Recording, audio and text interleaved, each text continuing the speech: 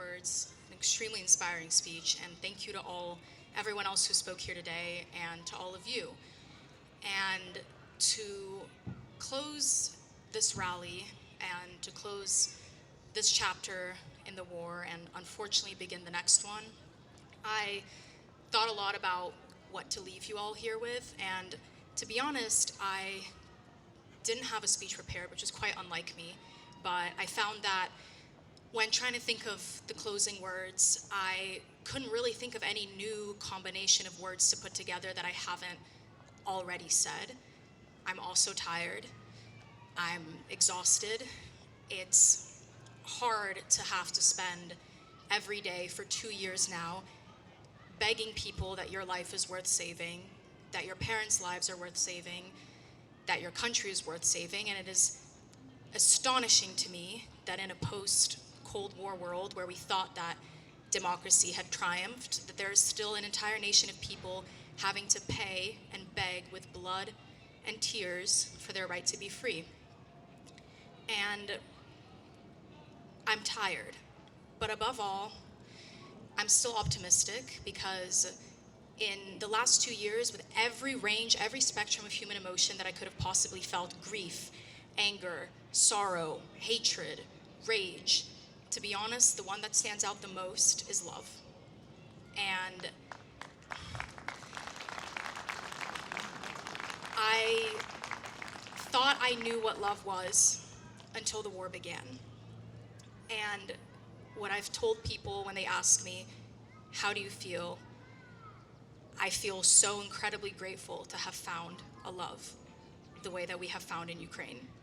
A love for something greater than ourselves, a love that people spend lifetimes searching for, and many will never find. And yet, our small nation of 45 million people and all of our allies and all of you here today, we found an inexplicable love. And I told you that I didn't have a speech prepared because I couldn't find any combination of words to put together, but I had to borrow some. I want to read a short excerpt from a letter that I wrote to my parents 3 years ago on my last day in Kiev and the last day that I spent in Kiev before the war began. Mom and Dad, I'm writing to you from my last night in Kiev. It's been raining all day. Tonight, I'm staying up watching the lightning storm and I'm overwhelmed with emotion.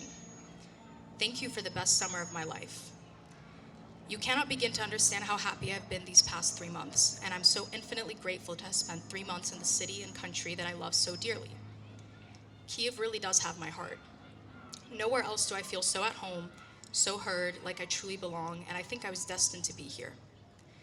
I feel so attached to every cobblestone, every golden dome peering out from the rooftops. I love each centuries-old crack in the buildings, each alleyway and hidden courtyard. The city is a part of me in ways I can't describe. Every day this summer, I've had trouble falling asleep because I just couldn't wait to wake up and start my next day. And I think this is what love feels like. Not wanting to go to sleep because every waking moment is better than your dreams. Being in Kiev pushes me every day to be the best version of myself, to do more for the world and to dream bigger. I love everything about it. And as I sit here saying my final goodbyes, the city is storming. It's crying with me, I swear. The city's alive. That was the last day I spent in a peaceful Kiev. And when I wrote to my parents that I'm saying my last goodbye, I had no idea what that actually would end up meaning. Now, when I go back to Kiev, I can't fall asleep, not because I'm so excited to wake up, but because of the bombings.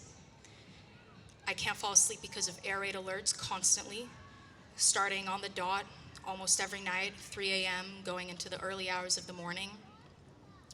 I can't fall asleep because I have nightmares, and I can't wake back up because every waking moment is another nightmare.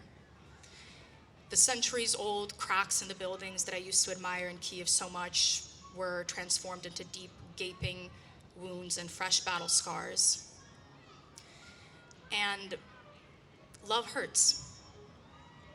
I've learned a lot of things about it over the last 2 years, but love hurts. I think if we all loved a little less, it would have saved us a lot of grief. But we don't, we can't. If we didn't love our nation, if we didn't love Ukraine so much, if we didn't love our blue and yellow, if we didn't love our language and our literature, we wouldn't need to be here today. But we do.